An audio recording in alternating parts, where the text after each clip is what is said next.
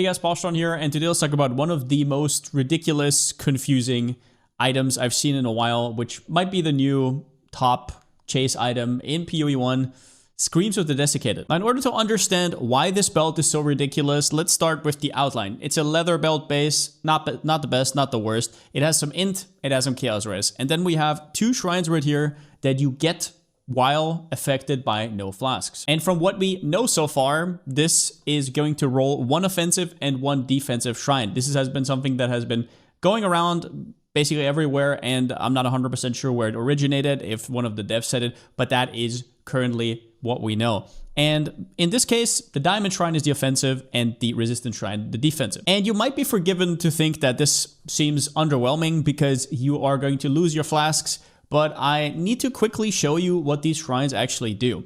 So first, the diamond shrine is all hits are critical strikes.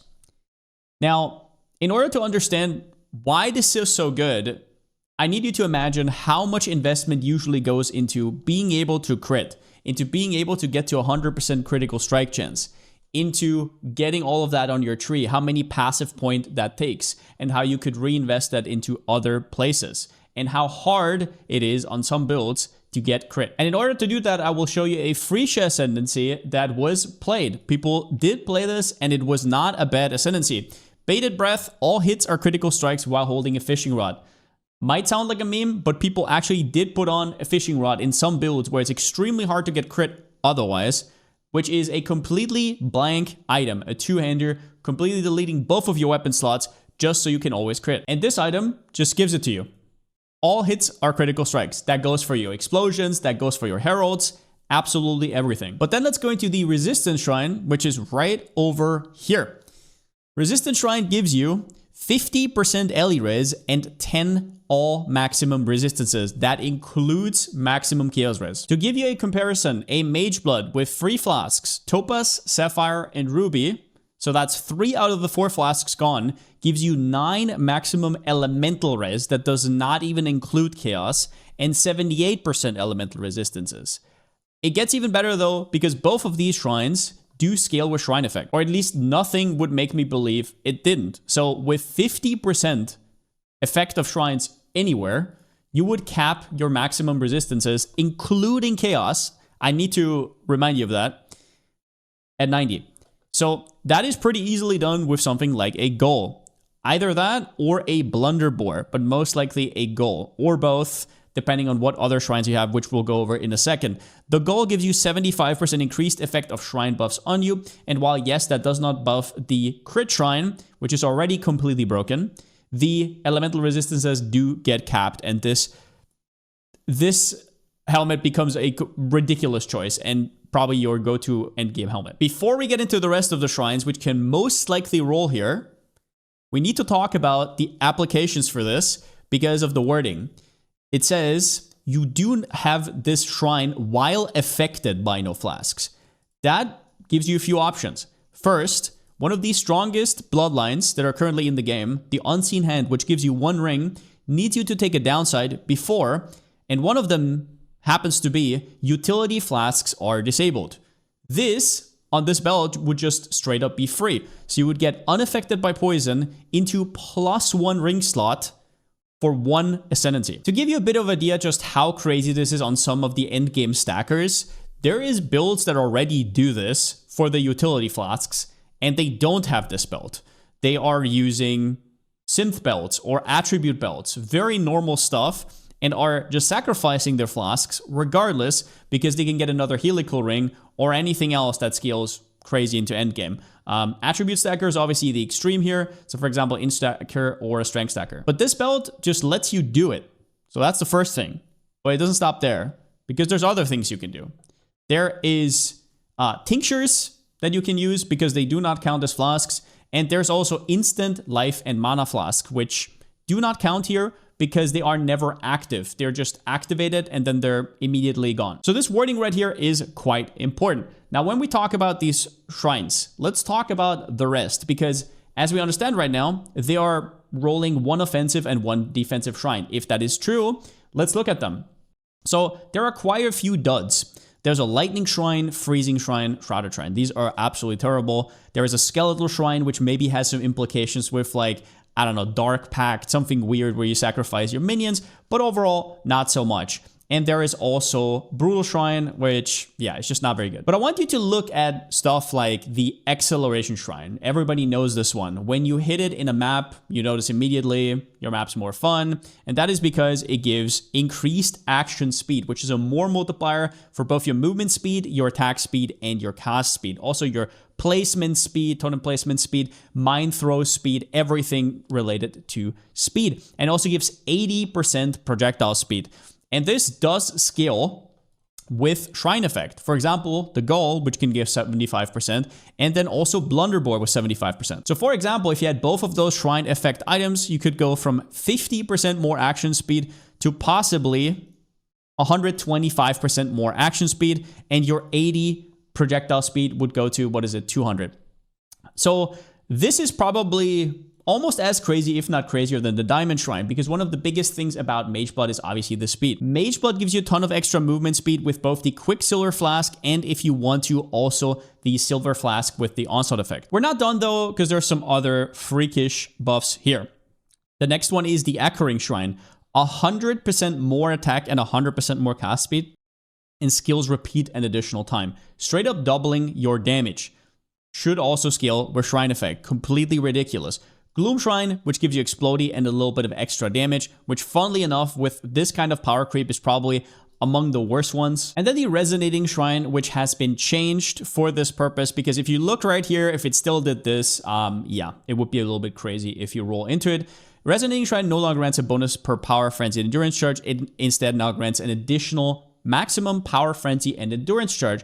It also still grants you charges on hit. So if you have no way to gain Frenzy, Power, or Endurance charge on hit or on kill, you get all of those and +1 maximum. Still a very strong effect, as well as that some very nice ones, like for example, Massive Shrine, giving you a 40% increased maximum life, 40% AoE, and you have stuff like Impenetrable Shrine with 100 armor, evasion, and energy shield. Now, what items could potentially work with this? If we're talking the Diamond Shrine, which makes it so you always crit, always, the Winds of Fate should work with it. I am not 100% sure, but from the wording, I am decently sure. So Winds of Fate is an extremely high DPS weapon with everything up around about 1200 DPS, and it gives you 150 global crit multi. It gives you conversion, and then it says, however, maximum critical strike chance is 50 and non-critical strikes deal no damage.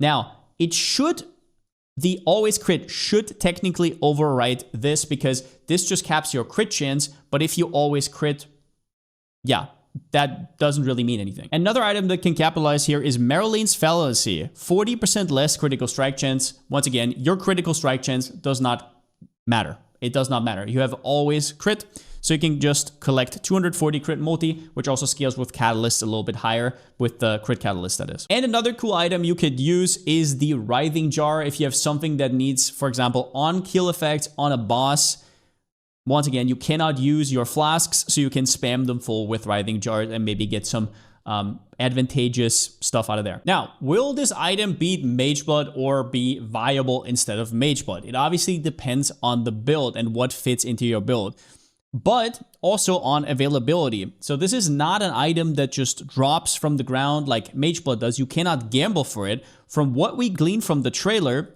this unique drops from the new boss. So we don't know how often it drops. It could be a, for example, Sublime Vision situation where there's just almost none on the market, and some of the better rolls of this could cost several mirrors. So we could end up in a world where Mageblood is your new budget belt. Not only that, but we don't even know if Acceleration Shrine will roll at all. And that is an important distinction, because Mageblood gives you speed, and it always gives you speed. It is always up. That is one of its biggest upsides. And meanwhile, this belt is extremely powerful, has a lot of damage, a lot of defense, but if it does not have the speed, and if Acceleration Shrine maybe doesn't even roll, then that's kind of a dud. And it's still going to be massively powerful, but then Mageblood has a lot of reasons to still exist in a lot of endgame builds.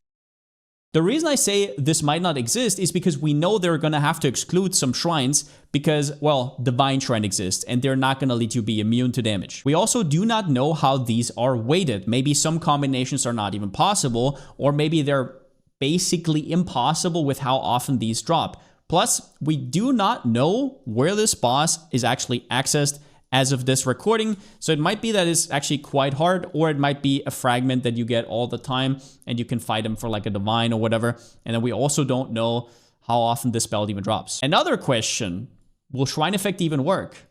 I don't think it matters all that much. I think the belt will still be ridiculous if it doesn't, don't get me wrong, but this will catapult it into obnoxious territory and completely meta-defining territory. So maybe they just decide, yeah, we just don't want Shrine Effect to affect these at all, and they're gonna somehow make that work. Also, will they make last minute changes? The only shrine they have changed so far is the Resonating Shrine. However, we know from last league that they're making a lot of changes now, and they're kind of just pushing the league out whenever it's ready. So I wouldn't be surprised if down below here we're soon going to see some changes, including shrines. Another hilarious thing they could do is maybe they showed us one of the best outcomes possible, and in reality, this can roll with lesser shrines. If you don't know what lesser shrines are, they are a lot worse. And I mean a lot worse, like a 4th or a 5th. And at that point, the belt becomes a lot more balanced and, yeah, like actually manageable. They're still strong, but not that crazy. All of this is possible. All I know is that if they are baiting us with this one, it's definitely a good bait. One more thing I want to note here at the end, if this will become the new meta build besides Mageblood, which will still be used in some builds, let's be real. For example, Armor Stacker and whatnot, even if this turns out as OP as we think it will, there might be quote-unquote breaks. So everybody's going to be hunting for Acceleration Shrine, for Diamond Shrine, for the Resistance Shrine. But what about the other ones? If this is a roll, a lot of the times you're going to get stuff like Massive Shrine, but also some of the other ones that are a little bit more niche. So for example, you have the Replenishing Shrine, which seems very innocent until you realize that 10% of mana regen is pretty crazy. This scales with all your percentages on your passive tree. And if you look at Cloak of Defiance, Cloak gives you 1%. So this gives you 10 times as much. You could use the new Resonating Shrine, which is probably going to be considered a brick that gives you maximum charges and charge generation. Guess what? Ever since Ralakash has been nerfed, the tri-stacker builds that used to dominate the meta or be part of the very juiced meta on Slayer are just not really a thing anymore. If you look at this, the Masterful form, it has never really been used as much as back in the day. You could use that plus Badge of the Brotherhood and get a tri-stacker going with like 12 endurance, power, and frenzy charges, and you would actually get on-hit charges. So against bosses, against packs, whatever. Or how about that shrine that gives you 40% maximum life, which is basically a belly of the beast. And if it scales with Shrine Effect, then oh well. And also 40% global AoE. The reason I'm saying this is because if this belt is truly as crazy as we think it currently is, a lot of people will be hunting for this boss and they're going to try to drop it, which will mean a lot of these quote-unquote bricks, which are still super, super powerful, will be in the economy for less than maybe hundreds of divines. And with the fact that you can get +1 ring slot right here for free, quote-unquote, a lot of attribute stackers will be looking for a belt like this even before they can afford a GG one. All right, but what are the downsides of losing Mageblood? Well, immunities, first up. If you look at the suffix rolls, you will see a lot of builds use these suffixes to completely cap their stun immunity or their curse immunity or whatever it is. The critical strike chance is not a good point because Diamond Shrine is obviously ridiculous, like worlds better than anything anything like Diamond Flask related could ever do, because you literally always crit. I can't believe we're actually gonna get that. Maybe we won't, we'll see. But you do get a lot of immunities, and there's a lot of stuff here that you will not be able to get if you don't run Mageblood. Also high armor, for stuff like armor stackers, being able to stack a Basalt Flask, Granite, and Jade Flask, and after that go for Unreflexes to completely convert that to armor is not really possible on this belt. Sure, you could say, well, there is the Impenetrable Shrine, but let's be real, 100% does not really come anywhere near to that power level. Then we have no Gold Flask. In endgame, if you're strong enough and you can remove one of your flasks and you throw in a Gold Flask, which gives you more gold, more rarity, then, well, you're getting 114 rarity. That can be quite a big deal depending on your farm. And you also lose access to that 5th flask, which usually gets filled by stuff like Progenesis or Dying Sun, which, depending on what you are, for example, if you are a Pathfinder, can be quite a big deal. But that's about all I got for this video. This belt looks absolutely ridiculous and is going to be a chase item for sure. I hope in the upcoming interviews with Zizaran or Jungrown, there has already been some questions about this belt, so we're going to get a little bit more details on that. But yeah, I hope you guys enjoyed the video, and since I still have a slogan, see you next time.